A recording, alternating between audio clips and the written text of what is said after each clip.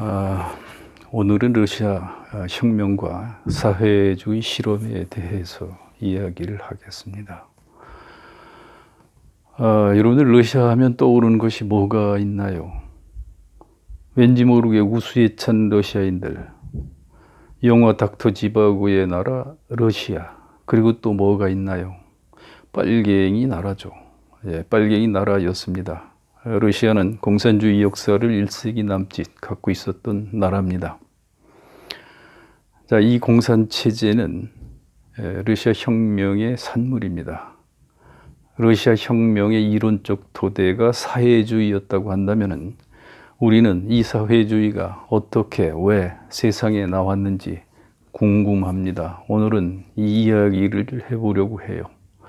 자, 언제 사회주의가 나왔는지, 그리고 왜 사회주의 혁명은 자본주의가 성숙한 유럽이 아닌 러시아 사회에서 일어났는지, 그리고 그 혁명의 산물이었던 사회주의 체제였던 소련은 왜 해체가 됐는지, 그래도 혁명은 필요한 건지, 사회의 진보라는 것은 오로지 혁명으로만 가능한 것인지, 이런 이야기를 해 보려고 합니다. 자, 좀 생뚱맞은 이야기인데요. 요즘 우리 한국 사회의 주요 화두는 뭔가요? 공정이죠. 공정. 많은 언론들이, 많은 사람들이 공정을 이야기합니다. 대체 공정함이라고 하는 것은 뭔가요? 자, 이게 사과인데요. 먹음직스러운가요? 자, 여러분들 이 사과를 갑돌이 갑순이 두 사람에게 아주 공정하게 나누어 주려고 합니다. 가장 공정한 방법은 어떤 방법일까요? 갑돌이가 칼로 자르고 선택은 갑순이가 하는 겁니다. 이보다 더 공정한 방법은 없어요. 완벽한 공정한 방법입니다.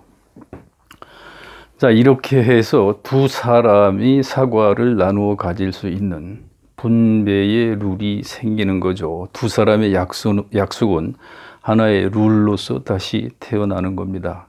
사회도 마찬가지예요. 사회적 차원에서 사회적 합의를 하면은 사회적 룰이 생기는 거죠. 그러나 문제는, 자, 이러한 룰을 우리가 지키지 않는다는 거예요. 룰을 지키지 않으면 어떻게 될까요?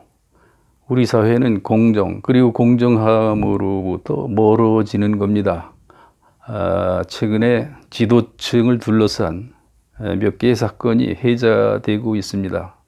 조국 전 법무부 장관 사건, 윤석열 검찰총장 장모 사건, 전부 다 지도층하고 관련된 사건들이라 국민의 관심이 굉장히 많았죠. 재판 중이고 조사 중이고 해서 우리는 진실을 모릅니다. 어쩌면 이들이 억울하게 누명을 쓰고 있는지도 모릅니다. 어찌됐든 이 두 사건이 우리에게 공정함이 무엇인가를 다시금 일깨워주고 있다고 하는 데서 공통점을 갖고 있는 겁니다. 우리 학생들, 우리 20대 젊은 학생들이죠. 여러분들 살다 보면 억울하다는 생각이 안 드나요? 여러분들이 마음의 상처를 입었다고 한다면은 혹여라도 내가 정당하지 못한, 공정하지 못한 대우를 받지는 않았을까 하는 억울함 때문입니다.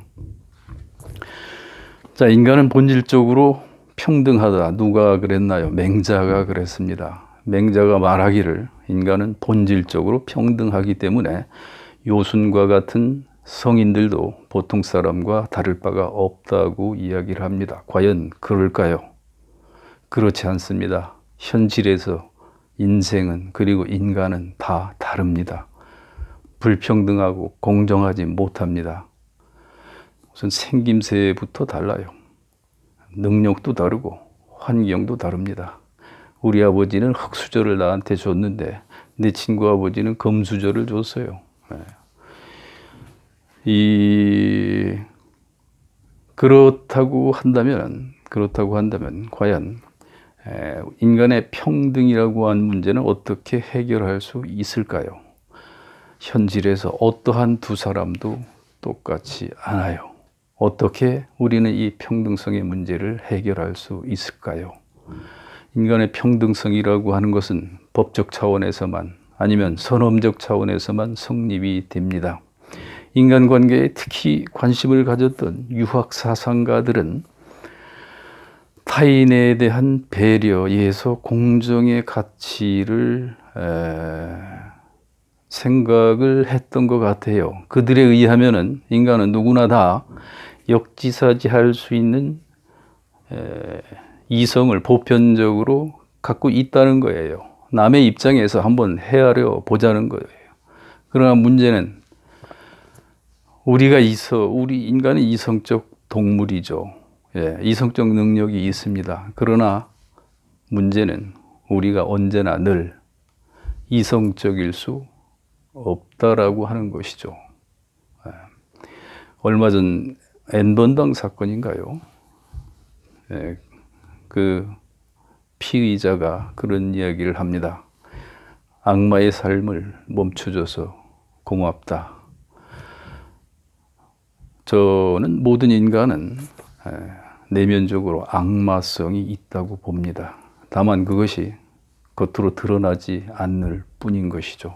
우리는 이성도 갖고 있지만 감성도 갖고 있고 그리고 선과 악, 이 모든 것을 갖고 있는 존재가 우리 인간입니다. 자, 이 공정함의 문제는 동서고금을 막론하고 아주 가장 주요한 문제였어요. 사회주의 창시자, 우리가 오늘 관심을 갖고 있는 사회주의 이론의 창시자 독일의 칼 막스도 공정에 대해서 그가 고민을 한 것도 바로 공정의 문제였어요. 자, 왜 이렇게 우리가 불평등하게 살아야 되는가? 왜 우리 사회에는 이렇게 공정하지 못한가에 대해서 고민을 합니다. 막스가 살았던 시대는 19세기 중반이에요. 1918년에 막스가 태어났는 줄 알고 있는데 유럽 사회의 노동 환경이 가장 열악했던 때가 1840년대였습니다. 19세기 중반이죠. 막스가 한 28 정도 됐네요, 나이가. 자, 산업혁명이 1760년대 영국에서 일어나죠. 그리고 나서 한 80년이 지난 19세기 중반에 이르러서는 산업혁명의 결과로서의 빛과 그림자가 동시에 드러나는 그러한 시기입니다. 당시의 노동자들의 삶은 참으로 참혹했다고 해요. 1867년인가요? 막스의 자본론이 나오는데 거기에 보면은 당시의 상황에 대해서 기록을 하고 있습니다. 8살 된 아이가 노동을 16시간 했다고 그래요. 일단 8살이라고 하는 어린 아이가 노동 현장에 있었다라고 하는 것도 우리가 21세기를 살아가는 우리한테는 정말로 옛날 얘기입니다. 16시간. 9시부터 하면 언제까지 해야 되나요? 오늘 밤 12시까지 이제 합니다. 그리고 1시간을 더 해야 됩니다. 그래야지 16시간을 하는 겁니다. 그리고 이제 집에 가는 거죠. 8살이면은 우리 나이로 9살인가요? 초등학교 3학년 정도 됩니다. 아직 어린 아이죠. 엄마 품에서 응석을 부려야 할 어린 아이입니다. 그런 어린 아이가 그렇게 노동을 했던 겁니다. 우리가 뭐 상상이 안 가는데 당시 노동자의 평균 수명은 얼마나 됐을까요? 25세였다고 합니다. 25세. 그러니까 세상에 태어나서 노동자로 태어나서 25년을 살다가 가는 겁니다. 노동자로서 노동을 열심히 하다가 장렬하게 25년이 되면은 이제 세상과 작별을 하는 겁니다. 우리 4학년 학생들이 나이가 어떻게 되나요? 22, 23 이 정도 되죠. 자, 여러분들이 노동자로 태어났다면 내년 아니면 후년에 다 죽어야 돼요. 한 2년 정도 지나면 우리가 모두 관 속에서 만나야 됩니다. 이것이 정말이었다고 한다면은 당시에 노동자들의 삶이라고 하는 것은 어려웠던 거죠. 짐승과 같은 삶을 살았던 겁니다. 자, 이러한 당시의 상황에 대해서 막스뿐만 아니라 유럽의 대부분의 지식인들은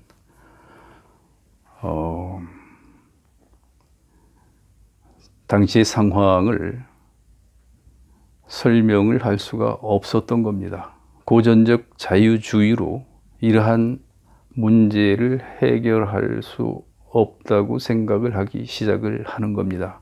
자유방임 상태에서 보이지 않는 손이 이러한 문제를 해결해 주기에는 당시의 사태는 너무나 심각했던 겁니다. 막스는 인간에 의한 인간의 착취를 도저히 용납할 수가 없었고, 당시 유럽 사회에 유럽의 시민사회와 자본주의에 대한 비판을 하면서 자본주의의 대안으로서 그가 생각해냈던 것이 바로 사회주의입니다. 막스를 평생 동안 조력을 했던, 도와줬던 사람이 있죠. 여러분들 엥겔스라고 하는 인물을 아나요? 이념의 시대에 살았던, 이념으로 덧칠어졌던 그 시대를 살았던 우리들은 잘 알아요. 여러분들은 아마 잘 모를 거예요. 자, 이 막스와 엥겔스, 사회주의를 만든 사람들이에요. 이 막스와 엥겔스 이 두 사람의 우정에 얽힌 이야기는 너무나도 유명하죠. 두 사람이 만남으로부터 그리고 이별까지 드라마 같은 이야기인데, 이 두 사람은 우연히 만납니다. 뭐 같은 학교 선후배도 아니고 클럽 동아리도 아니고 고향 친구도 아니에요. 우연히 만납니다. 어디서 만나나요? 라인강을 산책을 하다가 우연히 만납니다. 글쎄요, 그들의 만남이 운명적이었을까요? 뭐 어찌됐든 두 사람은 정치적 신념이 같았는지 의기투합이 돼서 당시의 노동 문제에 대해서 관심을 갖고 나중에 사회주의 이론을 완성을 하게 됩니다. 자, 사회주의가 이렇게 해서 세상에 나오게 되는 것이죠. 사회주의 이론에 대해서 아니면 러시아 혁명의 진행 과정에 대해서 구체적인 내용을 알고 싶은 학생들은 내가 별도로 배포한 강의안이 있어요. 그 강의안을 참고해 주기 바랍니다. 이 스피치 강의에서는 다 이야기할 수가 없어요. 이래서 이제 러시아가 사회주의 사상을 독일로부터 수용을 하는데, 이 사회주의 이론이 러시아에 소개된 것은 1880년대예요. 플레아노프라고 하는 사상가에 의해서 러시아 지식사회의 지식인들에게 이 사회주의 사상이 소개가 됩니다. 사회주의 사상뿐만 아니라 러시아에는 다양한 혁명 사상이 있었습니다. 러시아 내부에서 자연 발생적으로 생긴 전통혁명 사상도 있었고요. 전통혁명 사상으로서 가장 대표적인 것은 이제 인민주의라고 하는 건데요. 굉장히 과격합니다. 전통혁명 사상답게 전통적인 러시아의 농민 공동체, 촌락 공동체를 기반으로 해서 봉건제에서 자본주의 체제를 거치지 않고 바로 사회주의 체제로 이행을 모색했던 아주 급진적인 혁명 사상이었죠. 바로 사회주의로 가는 거예요. 바로. 자, 이 사상은 굉장히 과격해서 러시아 황제를 암살하기도 하는데, 이것이 이제 러시아의 전통혁명 사상입니다. 국산품이죠. 그런가 하면은 이제 러시아 사회주의 혁명 이론의 토대가 됐던 이 사회주의는 외국에서 들어온 겁니다. 독일에서 들어온 거예요. 수입품이죠. 원산지가 독일이에요. 메이드 인 저머니예요. 이 사회주의는 러시아 혁명이 진행되는 과정에서 변질되기도 하지만은 어찌됐든 기본적으로 러시아 볼셰비키 혁명의 이론적 토대가 된 사상이었습니다. 자, 우리가 러시아, 요즘도 뭐 혁명에 대해서 그렇게 관심이 있는 학생들이 있는지 모르겠는데요. 우리가 러시아 혁명사를 공부를 하다가 보면은 19세기 말, 19세기 후반부에 러시아 사회 사상에 대한 이해, 뭐 이러한 것들의 필요성, 이런 것들을 이제 생각을 하게 됩니다. 19세기 말이 되면은 사회 개혁을 요구하는 목소리가 거세집니다. 혁명적 분위기가 달아오르고 아주 고양이 되는 것이죠. 결국 사회 개혁이라고 하는 것은 그 배경이 되는 것은 그 사회가 갖고 있는 후진성입니다. 그러니까 이 당시 러시아 사회의 후진성, 이러한 것들이 러시아 혁명의 사실 직접적인 배경이 되었던 거예요. 그 당시까지 러시아 사회를 버텨주었던 것은 전제정과 농노제였어요. 전제정과 농노제, 아주 이 전근대적인 제도죠. 이 러시아 사회가 얼마나 후진된 사회였냐면은, 이 서유럽은 이 두 개의 제도를 벌써 100년 전에 이미 갖다 버렸어요. 이 갖다 버린, 이 냄새가 썩어가는 냄새가 진동하는 이 쾌쾌한 이 제도를 러시아는 그들보다 거의 1세기 이상을 더 갖고 있었던 겁니다. 혹자는 러시아가 유럽 사회에 비해서 100여 년 이상 뒤졌다라고까지 이야기를 합니다. 여러분들 농노가 뭔지 아나요? 농민, 노예를 말하는 겁니다. 농민, 노예. 그러니까 노예죠, 노예. 러시아 전 국민의 농노가 차지하는 비중은 90% 이상이었어요. 이 이야기는 뭐를 암시해 시사하고 있는 건가요? 러시아 국민의 10명 중 9명은 노예처럼 살았다고 하는 것이죠. 19세기 말까지 자국민을 노예 상태로 방치해둔 나라는 러시아뿐이 없습니다. 1861년 농노가 해방이 되지만은 바로 그들이 노예 신분에서 법적으로야 벗어났지만, 그러나 현실의 삶은 오히려 당시 농노의 삶보다도 못했던 상황이 2-3년간 지속이 됩니다. 그렇다고 한다면 19세기 말까지 러시아 국민의 90%는 노예처럼 살았던 것이죠.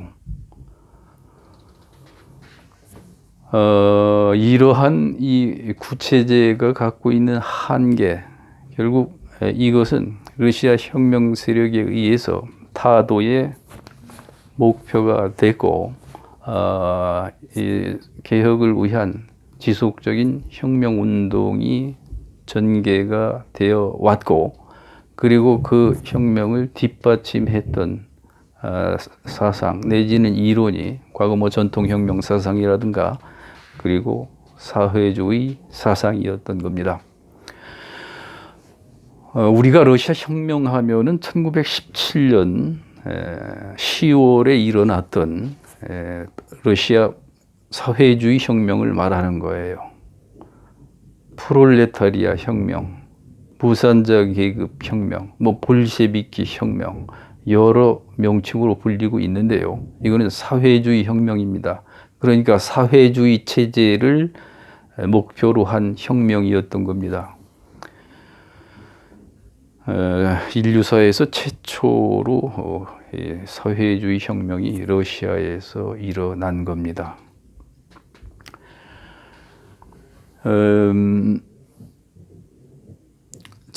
이런 혁명은 바로 일어나는 게 아니에요. 많은 세월이 흐르고 그리고 그 이전에 여러 번의 봉기라든가 어떤 민중의 동요라든가 이런 게 있었죠. 그래서 두 번의 이제 혁명이 있었어요. 그게 이제 1905년에 일어난 혁명과 1917년 2월에 일어난 2월 혁명입니다. 1905년 혁명을 1차 러시아 혁명이라고도 하는데요. 자, 혁명의 분위기가 달아오르자 황제 니콜라이 2세는 탈출구를 찾으려고 합니다. 역사적으로 국민이 불만이 있을 때 통치자들은 그 국민의 관심을 다른 데로 돌리려고 해요.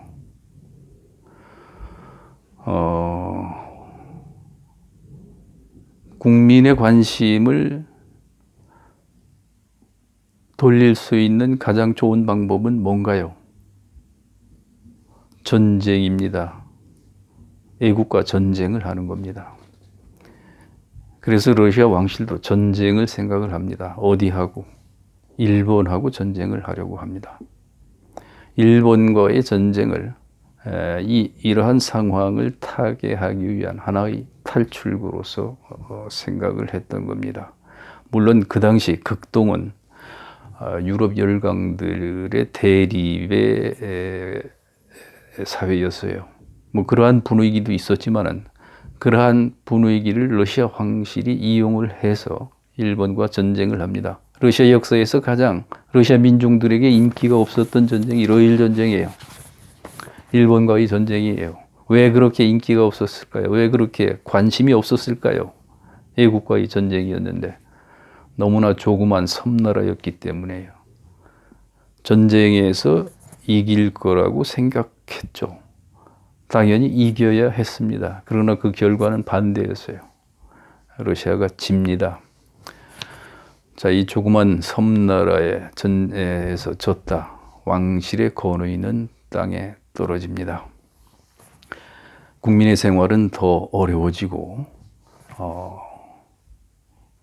노동자들은 이제 이 시위를 하게 되는데요. 황제한테 가서 자신들의 어려움을 청원하기 위해서 궁전에 모여서 시위를 합니다. 지금 이제 겨울 궁전인데요. 여러분 지금은 이제 그것이 이제 박물관으로 이제 바뀌었죠. 여러분들 에르미타지 박물관이라고 아나요? 세계 3대 박물관 중에 하나죠. 그 앞에 광장에 모여서 아버지 자르에게 공손히 그리고 평화적으로 호소를 합니다. 그런데 이 시위대에 한 20여만 명이 이제 모였다고 하는데 이 시위대에 그 궁정 수비대가 무차별 발포를 합니다. 많은 사상자가 났죠. 수천 명의 사상자가 났다고 그래요. 수천 명.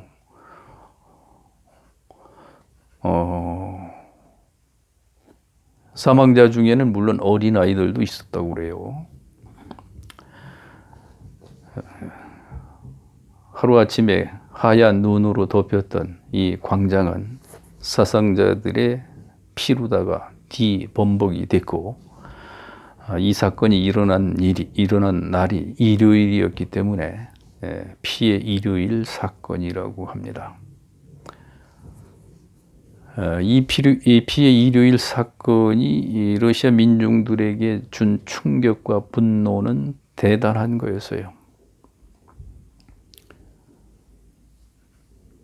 러시아 제정이 공식적으로 종식을 하게 되는 것은 그때부터 12년 후인 1917년 2월 혁명이에요.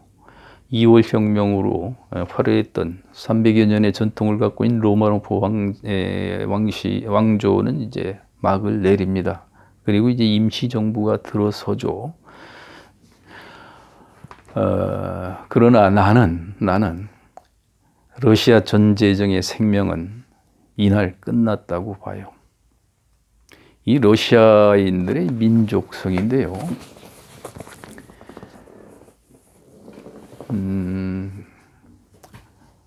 러시아 사람들에게 있어서 이 황제 짜르는 신과 같은 절대적인 존재입니다.